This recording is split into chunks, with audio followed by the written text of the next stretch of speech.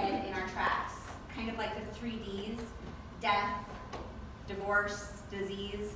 We've all had those events happen in our lives, maybe a job loss or bankruptcy. The list goes on. And every single time, we've got 2 choices with everything in our lives. We can let that event define us, or we can choose to define how we use that event to change the course of our lives. Don't get me wrong, it is essential to acknowledge and process our life experiences, good and bad.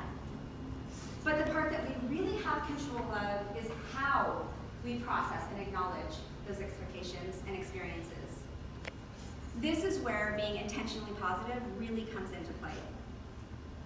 As humans, our brains, we're hardwired to look for the challenges, to focus on the threats, because it was a survival mechanism. Back in the millions of years ago, it was fight or flight. It was all about making sure that as hunters and gatherers, we were safe. So obviously we're always gonna go back to that, oh my gosh, what can I do? What did I do? How do I fix this? What have I done wrong? But all of that hardwiring happened forever ago. Being killed by a pack of wild buffalo or maybe rabid raccoons or something, that's not gonna happen most likely in our daily lives where we live. Thank God, that's pretty amazing. But I digress. That survival mechanism that our brains are hardwired to focus in on actually breeds pessimism and negativity. Because in the back of our minds, we're always thinking about those what ifs, those worst case scenarios. Don't get me wrong, this still serves us well. This survival mechanism still serves us well when the threats are actually potential, that they could actually happen. Mother's intuition, that gut instinct, absolutely, that totally does play a part in our lives. But what I'm talking about is really those late nights when you can't sleep and in your mind, the back of your mind is churning all of those worst case scenarios for the challenges that you're having in your lives. Our imaginations are impressive. And we don't even have to try really hard to think about the absolute worst possible thing that could come from any situation that we're in.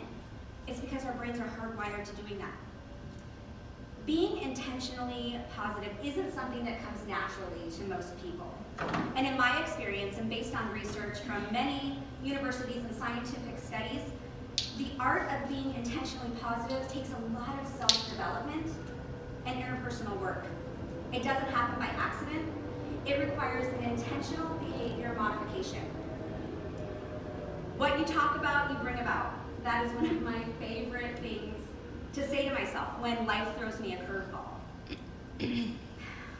Sometimes, when life throws those curveballs, it takes me a little while to, get back to that positive frame of mind, but I just think, okay, what I talk about, I bring about. What I talk about, I bring about. And as I'm doing that, the words help me course correct that knee-jerk negative response that I automatically get every time something bad happens. Like I said, sometimes it takes me a few minutes to get there, but once I realize that I'm spiraling down that negative path, like just the other day, I had an incident happen with my mom, and I was just like so overwhelmed and so upset about it, and I tried to process everything through, and then I took a couple minutes and I shared with some really good friends. I just was vulnerable with them, and that made all the difference in the world, because then I was able to come back and be in a positive state of mind, because I remembered what I talk about, I bring about. I've got 2 choices. I can let whatever is happening right now define me, or I can define how I use this experience, negative or positive, to change the course of my life. Being intentionally positive helps me choose that second option. When my husband Justin was diagnosed with cancer, B-cell acute lymphoblastic leukemia in September of 2015, let me tell you, in that moment, my whole existence was defined by that terrible C word. My universe came crumbling down around me. We were supposed to be on an airplane on our way to go see our freshman daughter at the time in college for the first time ever at her Chapman's family homecoming weekend. She was actually expecting us to arrive in California at the exact same time that we found out that the backache that my husband had was actually cancer, eating away at his bone marrow. What I thought Dr. Sarah. I thought it was just an annoying stop. We were going to make it to the hospital to get a cortisone shot so we could get on the plane to go see our daughter, because that's my priority. Sucks to suck, he's a bodybuilder, you know, he lifts weights like crazy. So I thought he overdid it and pinched a nerve on the exact same time that we were going to be going to California, and I was irritated. No, it was cancer. That sucked. So when that emergency room doctor said to me, he has leukemia, we can't treat him here, he's going to be transferred right now to University of Washington Medical Center. I lost it. I lost it bad. I mean, ugly crying. I was in shock, I was in denial. I even asked the ER doctor to, like, hold off. Can we just hold off on treatment for a few days? You know, lots of people get cancer and then, you know, you wait a couple days and then you do something about it, right? No, he said, my ER doctor, he said, if you wait 3 days, he's going to be dead. You have to go now. And I lost it. I mean, I completely, like, hysterical. Like, are you kidding me? My daughter's in California. I have all these things. I've got life to live. I don't want to do this. This is not where I want to be. And I let myself have those moments for about 30 minutes. And then you know what I did? I made a decision. I had zero control over the situation. I had no control over the diagnosis. Let me tell you, my husband is very healthy. Like, I know he's got cancer, blah, blah, blah, whatever, but he's super healthy. He eats right. He does all the things you're supposed to do. He works out. He doesn't drink excessively. He's never smoked. He doesn't do drugs. He's just healthy. It should have been me, not him. Like, that's totally, you know, I do bad things, not him, but it was him. And I had no control, but I decided that I was going to take control of the one thing that I could, my response. Let me tell you, it wasn't easy. And I failed often. Every day I failed, most definitely. But every single time I'd find myself spiraling to that negative place, and I would just think to myself, what you talk about, you bring about. What you talk about, you bring about. What you talk about, you bring about. And it sounds stupid maybe to you guys, but it really works, because that's my trigger. That mantra is my trigger to remind me that I have a choice. Those two choices I was talking about. I can let the situation define me, or I can use it to help course correct and change the outcome of our lives. And so that's exactly what I did. I am so incredibly grateful to be here in Chelan with all of you beautiful Papa sisters who came from near and far to spend time learning and growing and building relationships with one another. Those choices I was talking about, they're not just when the ish hits the fan, so to speak. It's for every day of our lives. Whether it's in your business, your personal life, whatever, you've got two choices. You can let the situation you're in define you, or you can grab the reins and make decisions to have a positive turnout for whatever situation you're actually in. So I just want to ask you guys a couple things. So have you ever thought to yourself, in the back of your mind, you know, those what ifs, what if nobody comes to my vendor event? What if I don't make back my vendor fee? What if nobody's on my live? Nobody wants to watch me live.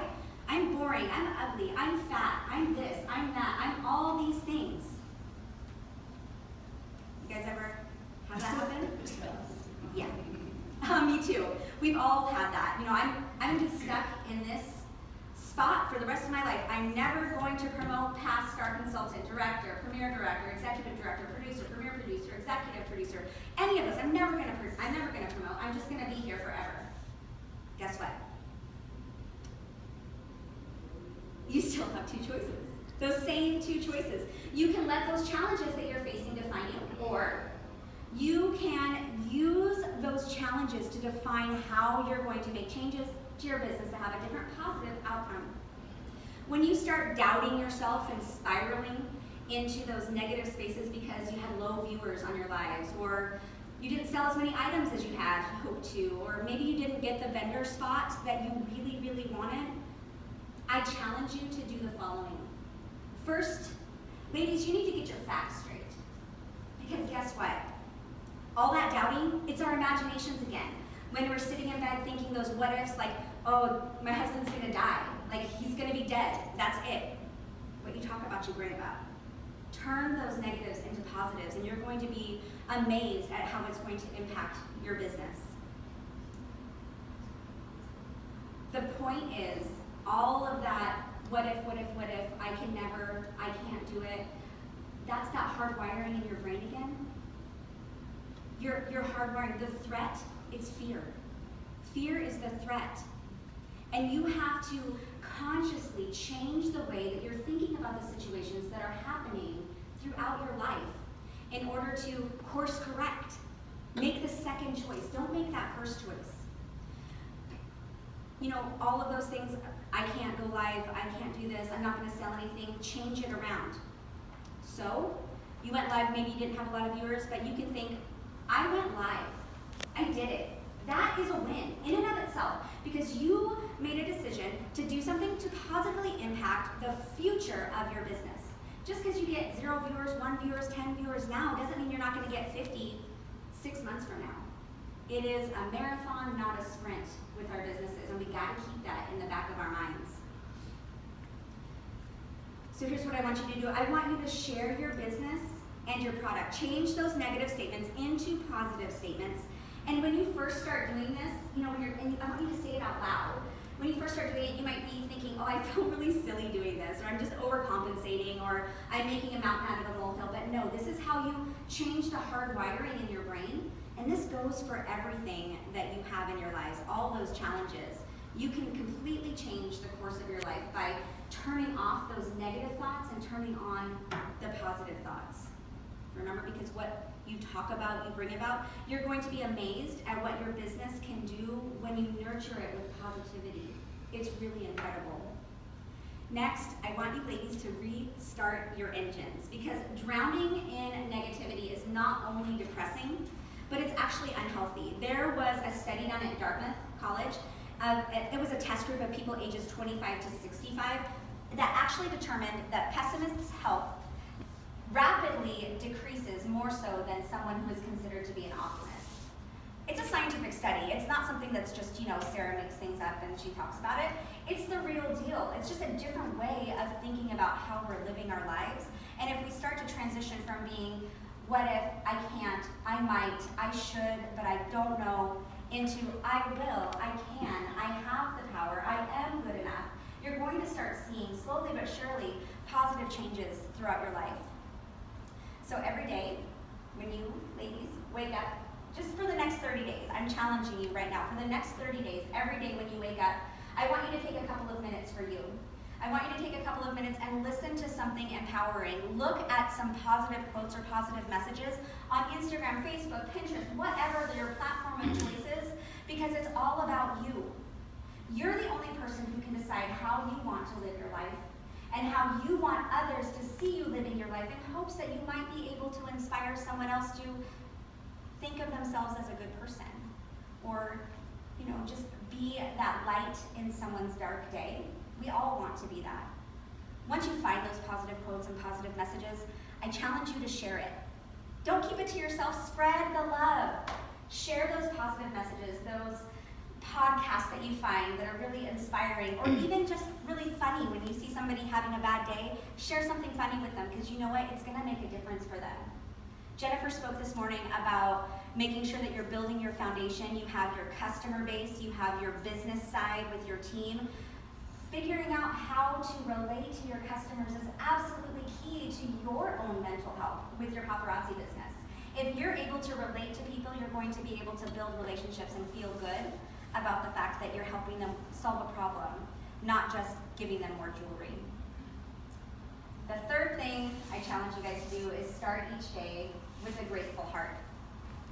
Did you know that taking time out of your day, every single day, 10, 15 minutes to meditate on gratitude, what you truly are thankful for, whether it's the fact that you woke up this morning, or that you're able to walk to the mailbox, or that you're able to share this awesome opportunity with some people, or be here in Chelan with all of us, really think about that, because by doing that every single day, it actually reduces the stress hormone cortisol by 23%.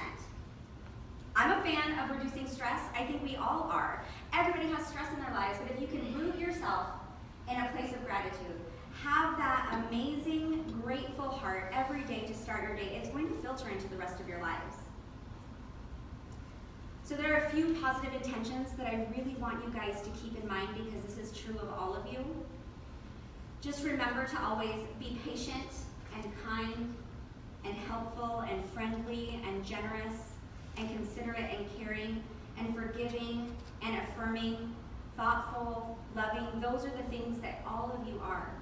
That's where you need to root yourself, because you are all absolutely incredible human beings who are here that have a gift to give to so many people. If you would just see yourselves through the lens of Sarah, some Sarah lenses, and think, I'm going to be positive, I'm going to be happy, I'm going to, yep, my day sucks. I just had something really terrible happen, but you know what? I have two choices. I can either let that define me, my day, my week, my month, my year, or I can take that moment, reflect on it, find out how I can be grateful for this opportunity, and then I can push that out into the universe and have that come back to me tenfold. By focusing that positivity outward, you're going to see that birds of a feather, they really do flock together, because people want to be around those who are uplifting and positive and aren't continually complaining about things. They want to be around folks who are willing to take a chance, to share themselves, to be authentic and genuine and kind, like all of you did this morning. That was a beautiful tribute that you did to yourselves, your lives, and your loved ones when you were sharing about your grandkids, or the fact that you were adopted, or that you have adopted children.